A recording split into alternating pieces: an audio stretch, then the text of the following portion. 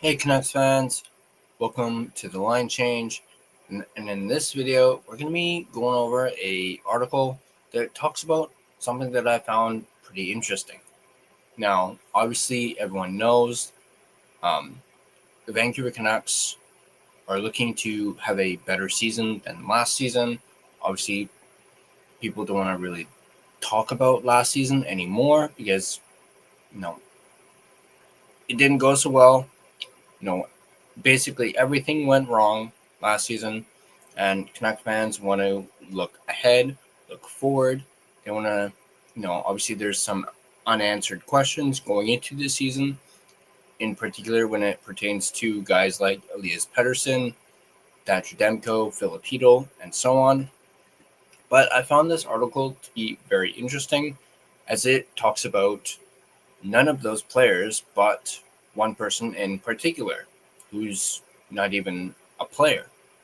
It talks about general manager Patrik Allvin and whether or not, or rather, how much pressure should be on Allvin going into this season. And, if things go haywire and go wrong, could Patrik Allvin be in the hot seat? So we're going to go over that. We're going to go over that article, talk about it, and so on. But before I do that, as I always do, I want to give a shout out to my sponsor, Gassy Jack Art, maker of this fine and amazing artwork you see behind me. And you guys can check them out yourselves at gassjackart.com. You can also find him on Instagram at gassjackart. The link to his website is in the description down below. So without any further ado, let's take a look at this article. This article brought to you by our friends at Canucks Army. And this article is written by Jeff Patterson, JPat. And he goes on to say, when Patrik Allvin was installed as general manager of the Vancouver Canucks in January 2022, he inherited a team with elite depth at center and a defense core that was in shambles. Through a series of high-profile in-season trades, Allvin's front office has reallocated resources significantly to build out a roster with the best defensive depth the franchise has had in more than a decade, but one that now features a significant question, or rather significant question marks, down the middle. Under Allvin's watch, the Canucks have posted a 50-win, 109-point season and were a victory away from a spot in the 2024 Western Conference Final, and the organization's American Hockey League affiliate, AHL, hoisted the Calder Cup last spring for the first time in franchise history. So without question, there have been memorable moments, but in terms of the ultimate goal of contending for, and for lack of a better term, winning the Stanley Cup, it's fair to ask how much further along the Canucks truly are 3.5 years into the Allvin era. Of course, everyone remembers, the Jim Benning era, or rather Canucks fans would rather forget about that era because of how crappy Jim Benning was. While the turnover rate for general managers lags far behind that of NHL coaches, in Allvin's 44 months on the job, he has already risen to 15th in tenure among his colleagues, meaning 17 of the league's 32 teams have hired a GM since the Canucks brought Allvin into the fold. It's likely safe to say he still has time on his side to continue the project he started.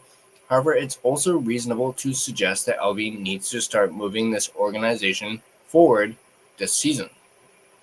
He's now on to a second head coach, and second, yes, you can say second. Some people might want to be technical and be like, technically it's third, but obviously, Bruce Boudreau, I forgot his name for a second there. Boudreau was technically brought in before Allvin, so was the actual GM. Technically, this was even before Jim Rutherford was the president, so technically, it's only been 2 coaches. Anyway, he's now on to his second head coach, and not every GM is afforded that luxury. and Allvin required a backup plan behind the bench in April after his initial handpicked choice to lead the hockey club out of the wilderness rejected a substantial offer to remain on the job and bolted for an opportunity elsewhere, which ended up being the Philadelphia Flyers. So the Canucks are now once again trying to gain traction after a disastrous season, both on and off the ice, and a remarkably inactive summer in terms of any kind of needed roster boost. Of course, the Canucks did not end up getting their second line center this offseason, but they did at least make one move, and that was acquiring Evander Kane.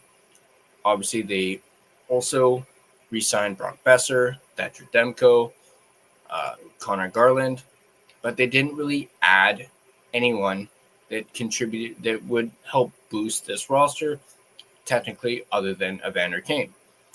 It feels like the Canucks are leaning heavily into the quote-unquote better vibes in the locker room and hoping good health can help them over the hump, which basically means they're putting all their chips in on the healthy, the team being healthy and the quote-unquote better vibes aspect. They'll head into the new season with a roster stocked with strong goaltending and a solid top four on defense. Through drafts, trades, and development, Allvin and his management group have a stable of legitimate prospects on defense, but the same cannot be said about the Canucks' forward group, of course. Now, obviously, the question remains about Elias Pettersson, Philip Hedl, Niels Höglander, and the jury remains out on how much of an impact player top forward prospect Jonathan Lekkerimaki will be at the NHL level. Beyond those players, the Canucks forward ranks are full of established veterans like Brock Besser, Jake DeBrusk, Connor Garland, Kiefer Sherwood, and of course the newly acquired Evander Kane. All can play and contribute, but none are the types of players that opponents lose sleep game planning to face. After that, the depth pieces seem interchangeable, with many still trying to prove they belong in the NHL. Allvin needs to find a way to advance the program. It can't be done overnight, and so expectations should be kept in check for the hockey club this season. 2 seasons ago, Allvin's boss, Jim Rutherford, stated all had to go right for the Canucks to merely make the playoffs, and it feels like the team is right back in that position again, and that's with the benefit of having the best defenseman in franchise history and one of the best players currently in the NHL leading the way, of course.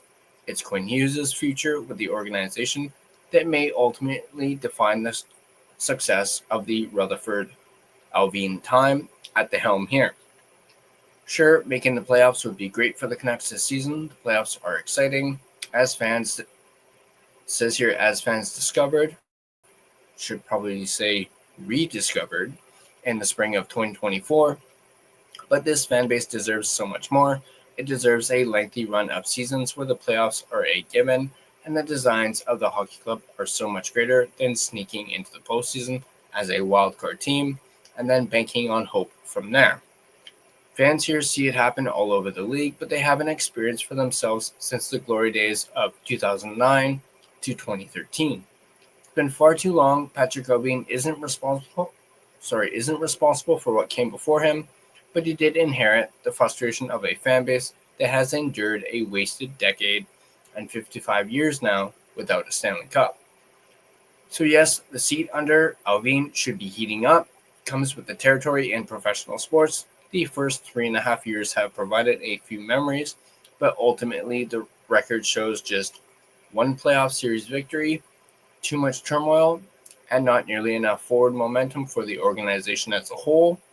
While the focus in the market is on the new season ahead and the many questions that come with it, it's important to remember this management group was run in to win a championship, something they have done before in the past, obviously with the Pittsburgh Penguins, and in Jim Rutherford's case, with the Carolina Hurricanes as well. And that's how this front office should be judged. It's safe to say there is plenty of work still to be done, and that the general manager needs a big season every bit as much as his hockey club does. So that is the article from JPAT on Canucks Army. I highly recommend reading it, even though I literally just read it for you. But if you want to read it at your own speed, at your own pace, I will leave a link to it in the description down below. You guys can check that out. But I have to agree with JPat on this.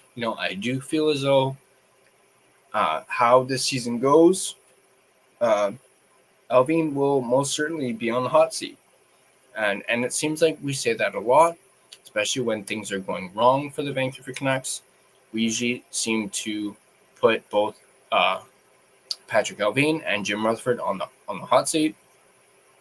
I've seen it on Canucks Twitter, maybe not recently, but a whole bunch of times. Fire Rutherford, fire Allvin. What are they doing? Blah blah blah blah blah. But I'll admit I do still have faith in both JR and Patrik Allvin. I'm curious to see how this season goes. And I do think the pressure is not just on players like Elias Pettersson to bounce back, Thatcher Demko to remain healthy. Same goes for Filipino, but I do think the pressure is on Patrik Allvin as well.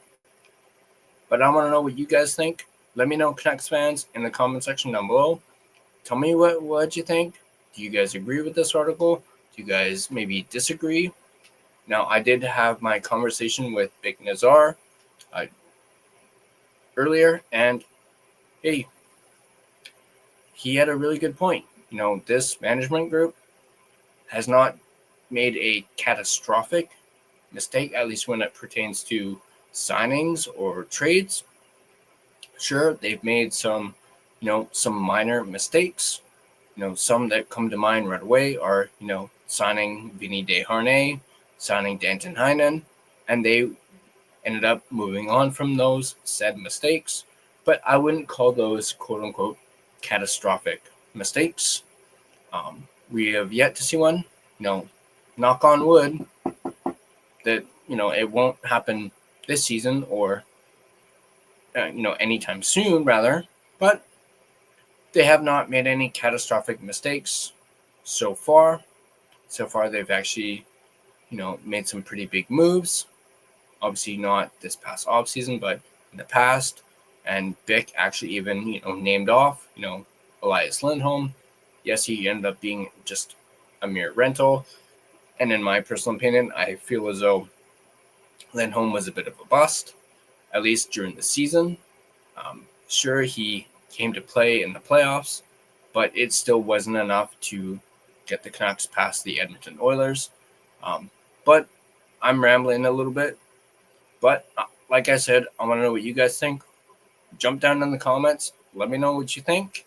And as always, if you guys like this video, be sure to hit that like button. And if you want to stay up to date on all your Vancouver Canucks content, be sure to smash that subscribe button and turn on your notifications so don't miss a single video.